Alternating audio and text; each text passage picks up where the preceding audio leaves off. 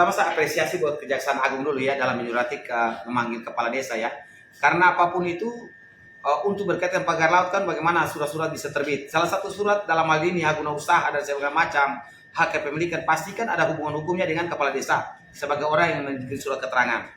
Dan saya lihat bahwa langkah Kejaksaan Agung dalam memanggil kepala desa kan udah jalan tuh ya kan. Kemudian saya melihat bahwa ada beberapa tokoh bahkan jenderal yang terlibat dalam PT-PT yang ada kaitan hukumnya dengan pagar laut, dan saya melihat hal-hal seperti ini kan luar biasa ya. Kenapa saya bilang luar biasa? Pemerintah dalam hal ini mulai intensi peduli kepada masyarakat nelayan ya. Kenapa pemerintah peduli kepada masyarakat nelayan? Apabila semua hak guna ya hak kepemilikan dalam hal ini hak guna bangunan ya di sertifikat di atas laut itu semua dihapus atau dicabut. Nah ini penting ya, ini penting. Orang mau membangun di laut, itu aja izin amdalnya gabung membuat segampang itu ya. Ini izin amdal belum ada, tapi sertifikat itu sudah terbit. Ini bisa berisiko pidana dan juga ada, ya sudah pastilah, ada kegiatan-kegiatan yang melawan hukum seperti korupsi, korporasi, dan sebagai macam di dalamnya. Dan saya apresiasi apabila kasus ini dibongkar secara dalam. Siapapun yang terlibat di dalamnya, ya harus juga diseret dan diperiksa gitu aja. Gini, kalau berbicara tentang dokumen ya, kalau bicara tentang kalau dokumen otentik seperti ini kan kita belum bisa membedah apa dan arah kemana dalam hal mau menunjukkan pelanggaran hukumnya. Apapun itu sudah terjadi perbuatan sewenang-wenang dulu dalam hal menerbitkan surat-surat sertifikat seperti ini. Itu pasti dilakukan oleh pertanahan ya. Apakah ada intervensi menteri dalam hal menerbitkan atau tidak, itu kan harus ditelusuri. Setelah dilakukan telusuran itu, maka ini pasti ditemukan pasal-pasal pasti berkaitan dengan dalam hal ini ya korupsi dan sebagainya macam. Karena tidak mungkin surat sertifikat seperti itu terbit di laut ya dan bertabrakan dengan undang-undang laut kelautan. Karena titik bibir pantai sampai ke laut itu sudah masuk kategori undang kelautan. Bagaimana tanah ya, istilah kalau sertifikat itu kan di atas tanah, ini di atas laut, tidak boleh tuh. Nah ini nanti punya kewenangannya dalam hal ini Kejaksaan Agung harus mendetail, membongkar secara pasti ada apa di kasus ini. Saya melihat bahwa ini bukan hal biasa sebenarnya, karena ada upaya menguasai laut Indonesia secara melawan hukum, dalam melanggar hukum. Itu aja yang saya melihat kasus ini. Ini kalau dari pihak luar kan terlalu jauh, ya kan? Ada beberapa jenderal pun menjadi direktur di situ di PT-PT yang lahirnya sertifikat ini, ya kan?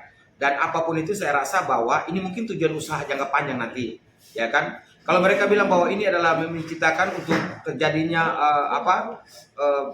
pagar dalam hal ini untuk laut ya, untuk menjaga stabilitas laut dan segala macam, itu bohong.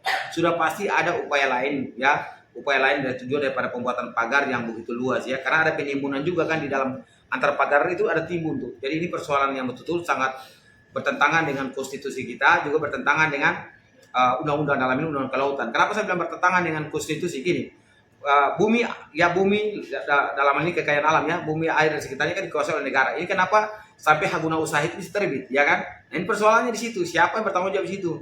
Dan ini pasti kan saling tuding nih, siapa yang bertanggung jawab dalam kasus ini, ya kan? Dan ini persoalan yang sebenarnya jangan dianggap biasa, karena ini bisa berisiko dan bahkan merugikan masyarakat nelayan, karena nilai jarak untuk menangkap ikan pasti makin jauh gitu aja.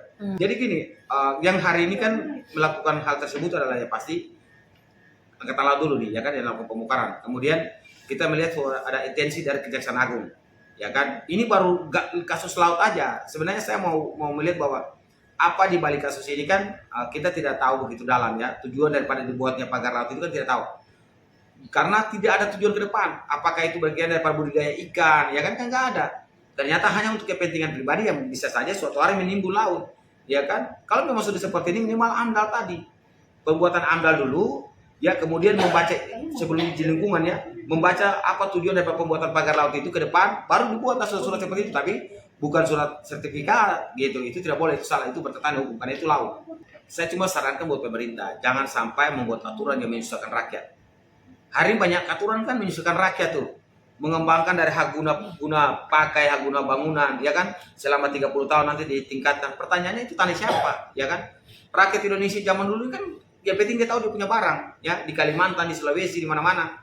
Kok tiba-tiba izin, pemerintah mengeluarkan izin ya